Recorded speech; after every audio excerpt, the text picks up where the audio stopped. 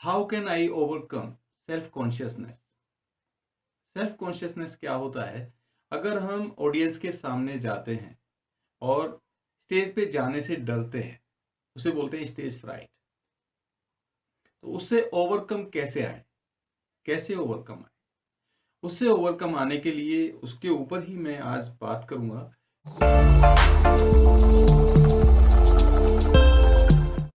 आपने कभी ट्रेन में सफर किया होगा?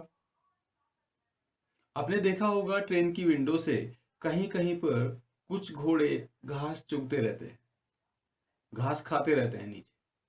जैसे आप चलते जाते हैं तो आप देखते हैं कि रेलवे ट्रैक के पास ही वहां पर घास चुगते रहते हैं।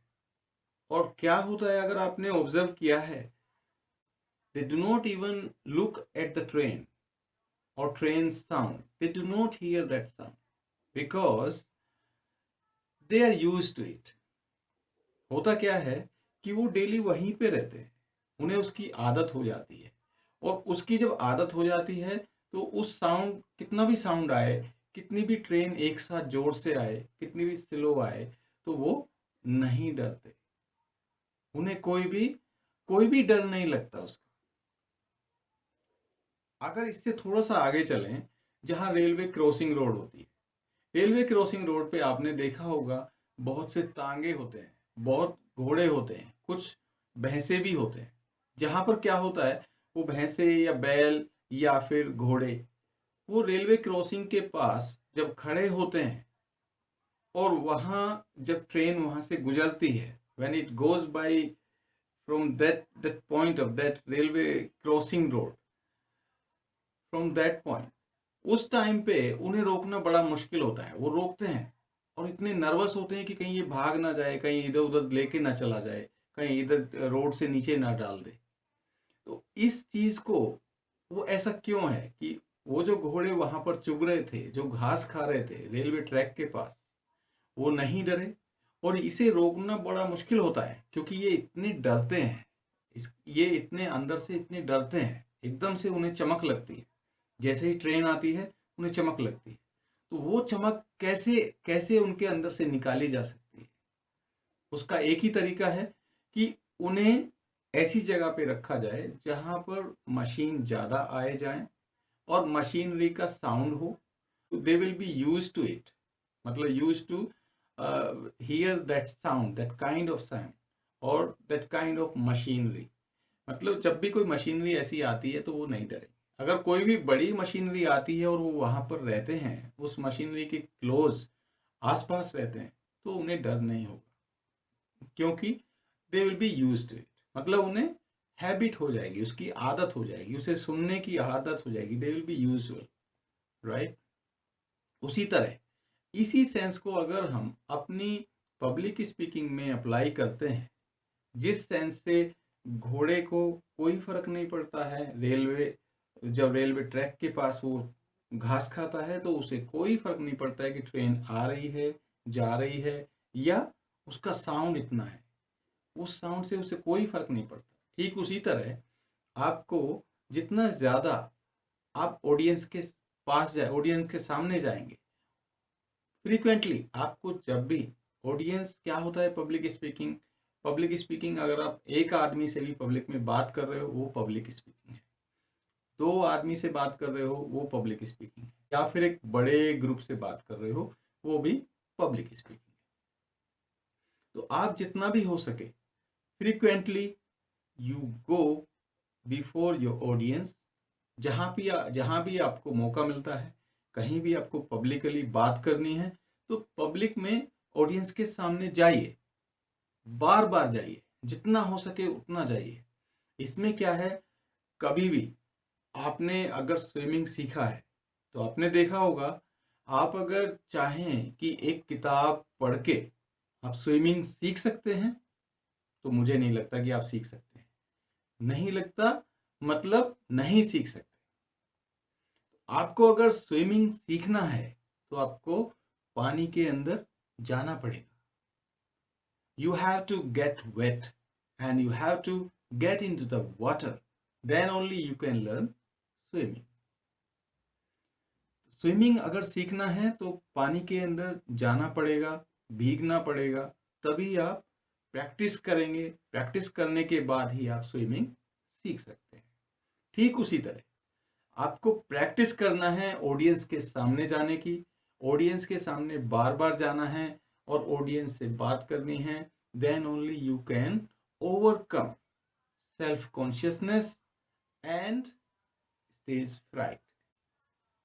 इसमें एक और चीज का बात याद रखना है आपको कि कभी कभी आपने देखा होगा कुछ लोग स्टेज पे जाते हैं और they go with the blank mind word, right? So why? क्योंकि उन्होंने प्रैक्टिस नहीं किया। उन्होंने क्या उनका सब्जेक्ट था उसकी प्रैक्टिस नहीं की, क्या बोलना था कुछ भी नहीं मालूम। कभी भी अपने ऑडियंस के सामने बिना प्रैक्टिस के या प्रीवियस नॉलेज के नहीं जाना है। You have to know your subject better than your audience know it. Understood? आपको अपने सब्जेक्ट को इतना अच्छी तरीके से जानना है कि आपके ऑडियंस उसे ना जानते हो, तभी तो उन्हें नई नई चीजों को जानने को मिलेगा, तभी तो उन्हें नई नई चीजें मिलेगी जानने को। तो हमें you have to practise, rehearse, you have to know your subject and आपको अपने सब्जेक्ट में ऐसे सेंटेंस आपको प्रैक्टिस करना है जिसे आप बोलना है स्टार्टिंग में। आपके बिगिनिंग के लिए वो आपकी हेल्प करेंगे वो सेंटेंस। और in generally you have to practice what you have to say and how you have to say, right? तो क्या बोलना है आपको ऑडियंस के सामने, आपका सब्जेक्ट क्या है उसे अच्छी तरह से प्रैक्टिस करना है, उसे अच्छी तरह से जानना है। उसके साथ साथ कैसे आपको बोलना है उसकी प्रैक्टिस करनी है। आपको जितनी ज्यादा प्रैक्टिस करेंगे उतना अच्छा बोल पाएंगे। अब सेल्फ कॉन्शियसनेस क्या है? जब आप ऑडियंस के पास जाते हैं, ऑडियंस के सामने जाते हैं, अगर आप ये सोचते हैं ऑडियंस के सामने जाने के बाद कि अरे मैं कैसा लग रहा हूँ, है ना, अपनी अपीयरेंस के बारे में सोचते हैं या बहुत ज़्यादा कंसंट्रेशन करते हैं अपने सब्जेक्ट के ऊपर, तो वहां से आपको सेल्फ कॉन्शियसनेस निकल के आएगा। कुछ ऐसी चीज़ें निकल के आएंगी जो आपको डिस्ट्रैक्ट करेंगी। तो उन चीज़ों के बारे में नहीं सोचना है जो लेस इम्पोर्टेंट है या बिल्कुल भी इम्पोर्टेंट नहीं है आपके लिए। आपके लिए ज़्यादा इम्पोर्टेंट है आपकी ऑडियंस, और आपसे और आपकी ऑडियंस से भी ज़्यादा इम्पोर्टेंट है सच। तो सच क्या है कि आपको सेल्फ कॉन्शियस नहीं होना है, सेल्फ के बारे में आपको नहीं सोचना है। अगर कोई स्पीकर है, आप पब्लिक स्पीकिंग कर रहे हैं, ऑडियंस के सामने बात कर रहे हैं, ऑडियंस को एड्रेस कर रहे हैं और आपने सोचा I don't know how I am looking, right? मतलब अपनी लुकिंग या अपीयरेंस के बारे में आपको नहीं सोचना है उस टाइम पे। तो अगर आप प्लेटफॉर्म पे आप ऑडियंस के सामने चले गए हैं तो उस टाइम पे ये बहुत देर हो चुकी है ये सोचने के लिए कि मैं कैसा लग रहा हूँ या मेरा कोट कैसा है या मैं बोल पाऊंगा या नहीं बोल पाऊंगा। वो क्या है? सेल्फनेस। मतलब आप सेल्फ कॉन्शियस हो रहे हैं कि मैं कैसा लग रहा हूँ, मेरे बाल कैसे लग रहे हैं। वो छोड़ दीजिए। अभी आप ऑडियंस के सामने हैं, क्या करने आए हैं वो करिए।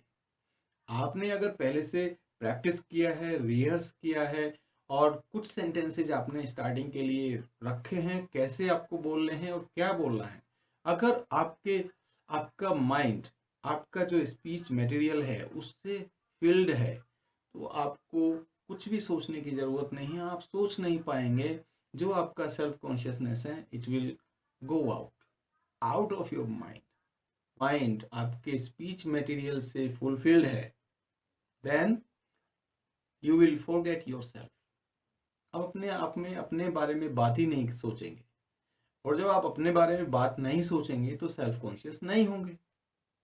आपके अंदर जो फियर है ऑडियंस का वो भी नहीं आएगा। क्योंकि अगर आप मूवी देख रहे हैं और थिएटर में आग लग जाती है तो उस केस में आपको क्या करना है? सीधा आप थिएटर के सामने स्क्रीन के पास जाइए and shout for the direction to the audience, so that audience can take that direction and go out,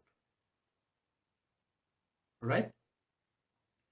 So हमें पब्लिक स्पीकिंग में हमारी प्रैक्टिस अच्छी होनी चाहिए, हमें सब्जेक्ट को अच्छी तरह से जानना है, हमें क्या बात करनी है, हमारा स्पीच मटेरियल जो है वो हमें उसके बारे में ज़्यादा से ज़्यादा अच्छे तरीके से नॉलेज हमारी होनी चाहिए। बिना किसी प्रैक्टिस और बिना प्रीवियस नॉलेज के अगर हम जाते हैं ऑडियंस के सामने, will be blank, will not be able to speak even single sentence, you know. जो और कभी भी एक बुक से आप पढ़ सकते हैं, कभी भी आप पढ़ने से स्विमिंग नहीं सीख सकते हैं। ठीक उसी तरह एक बुक आपको बहुत अच्छी एडवाइस दे सकती है, बहुत अच्छे सजेशन दे सकती है to conduct yourself into water और in front of in front of public, in front of your audience. But you have to get wet and you have to go in front of your audience and speak out, right? So you have to do it.